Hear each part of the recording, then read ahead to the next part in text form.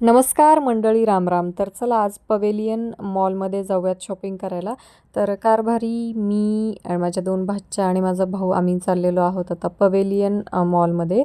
तर बघूयात कसं आहे तिथलं काय नाही ते. तसं आपल्याला तर वजिराबाद आवडतं नांदेडमधलं आणि पुण्यामध्ये गेल्यानंतर खास मला तुळशीबाग आवडतं. तर इथे आता गणेश भेळ म्हणून जे की सर्वोत्कृष्ट पाणीपुरी आणि भेळ मिळते. पुण्यामधलं सगळ्यात फेमस स्थान आहे ते.